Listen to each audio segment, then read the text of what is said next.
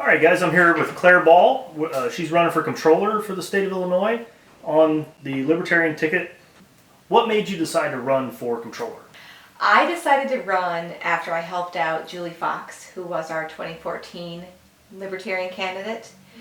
I helped her during that race by doing a little bit of research just on the Office of the Comptroller and the role, and I looked at it through that accounting lens that Julie Fox already had. She was an accountant, she's a CPA, and in doing so, I just became more and more frustrated by the fact that this purely accounting office, financial record keeping and payment authorization for the state, has never been held by an accountant. There's no one with the financial background that you would find commonplace in any publicly traded company. It was not at all common to our government. So that's what started me on that. So I was a little disgruntled about that. And then when Judy Bartopinka passed away and the office came up for special election, Julie Fox was actually the one who suggested that I consider it. And at first I thought, oh no, I couldn't do that. I'm not qualified. But the more we looked into it, yes, I am qualified. In fact, I'm the only one qualified. So that's what got me rolling on it. Yeah, so you hit on the qualifications being that of accounting, being an accountant for an accounting position. The other parties all have lawyers running for the office. Why would the people of Illinois choose a lawyer for an accounting position? Well, if you look historically, it's been lawyers or politicians or scholars, all very intelligent people. But for the Office of the Comptroller, I think it's that people don't realize that it's an accounting job. Well, most people, the first question that I'm asked is, "Oh, you're running for comptroller? Great. What is a comptroller?" Mm-hmm. Once they know, and I tell them that I'm the only accountant that's actually running, and if elected, it would be the first time an accountant actually looked over the finances. They said, "Wow, that makes a whole lot of sense, doesn't it?"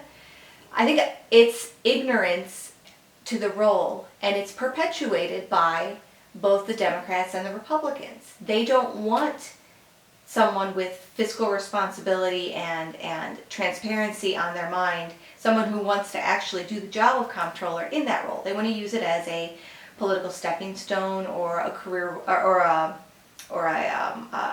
political reward for doing well, as is the case with our current comptroller. She was appointed by the governor, and she is not an accountant. She doesn't have that financial background, but she did very well in her race for House of Representatives, which is a legislative role. So being the only accountant in this race, it would seem like the media might pick up on this. They might start to report that, hey, there's an accountant running. Hey, there's somebody from outside the system running, when we have a state that's riddled with all sorts of fiscal issues, no budget. How would you say the media coverage has been in your race thus far? The media coverage has been, from a local perspective, it's been very, very nice. We've had a lot of very local media outlets, yourself included, that have reached out and said, hey, let's talk about this role, let's talk about what you're doing. Major media, the established media presence, they have actively ignored us. They've ignored my race in particular. They've ignored third parties in general.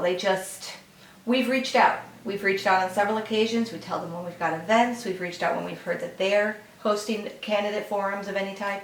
And most of the time we receive a very polite thanks, but we're not really looking at it that way, and then shut the door. So it's unfortunate, because when you're looking at third parties, that's that level of independence that you want in your financial officers.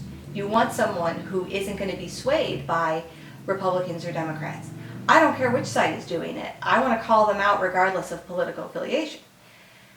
And so when our media doesn't want to report on that because we're not part of one of those two sides of the coin, it's very unfortunate. And it's been a struggle. But yeah, I've been everywhere, and everyone that I talk to is very supportive of it and absolutely wants to vote for me, so it's great. Awesome. Well, so kind of a two-part question here that ties back into the media coverage. The media obviously isn't taking us seriously. We're not getting any kind of coverage. At this point, the case could be made that the Republicans and Democrats should start reporting media coverage as an in-kind donation to their campaigns. In Illinois this year, we face an election where 63 or 64% of the positions are running uncontested. So a lot of the voters just don't have any choices. In the controller level, we do have 4 choices, and I'm saying that without knowing if there are write-ins beyond that. But one criticism that I'm hearing about libertarians, and this is kind of widespread, is that we need to be running at lower levels. We need to build our credibility, statewide races, presidential races, those types of things. That's not necessarily where we belong. What do you think about that argument? I think it's a fair point to make from people who aren't involved in the process, to say, oh, I'm not seeing you guys at the local level, why don't you start more at the grassroots side? And what most people don't realize is how tough the ballot access laws are at every single level. We will run people at the local level whenever possible, but the signature requirements for considered new parties are so much higher and tougher to meet than they are for the established parties that it's very tough to get in at the local level, which is a shame because, as you said, so many races go uncontested.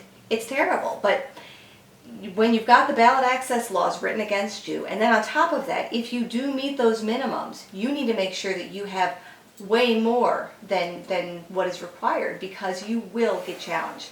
Democrats and Republicans both. They may say that they are open to more choice, they're open to third parties, but the minute a third party or an independent submits their bid, they've got their petitions ready, they will swoop in and they will challenge your petitions. They will challenge it and try to get you knocked down and get you thrown off the ballot, because they say they want competition, but they don't really want competition. The proof is in the pudding. The proof is in the fact that so many races go uncontested. If the rules were the same for established parties and for new parties, you would see libertarians all across the local level. And so, on the subject of smaller races, you do have experience running in a nonpartisan office for College of DuPage. Obviously, there was some corruption going on that led you to run for that. Would you say the same thing is true for this controller race, that you see problems in this office, and that is maybe one reason that you're looking to get in there and affect some sort of change? Oh, definitely. Yes. The more research that I've done on this role into the fact that we are chronically late with releasing our annual financial reports. Like, you don't see that in the private sector. There's the fact that there's no transparency, and now is a perfect example of that when we're year 2 without a budget. So the comptroller gets to decide who gets paid out of the limited amount of funds that they can pass out. There's no transparency into that process, and there's a lot of payments going out the door for things like political bloggers, for things like lobbyist firms, lobbyist services. Payments are going out the door for those things, and yet we hear from the comptroller's office that I can't pay for these social service companies or these social service agencies. The money's not there for them. Their doors are going to close unless we get a balanced budget. That to me is you're using your vendors, you're using these valuable service organizations as political pawns to try to get to where you want to go in politics, and it's disgusting. You should not see that in your finances. Your finances should be reported honestly, accurately, timely, and without bias. It should be just an absolute snapshot of what's going on with our money, and it's not. And so I want to get in there and I want to change that. That needs to end now. Your opponents, from what I've seen of your opponents, you've got what looks like kind of a powerful Democrat insider from Chicago running on the Democrat side. Leslie Munger, of course, she was appointed by Bruce Rauner, so she's got to have some sort of in on the Republican side. She's probably a powerful figure over there. They've got plans for her in the future.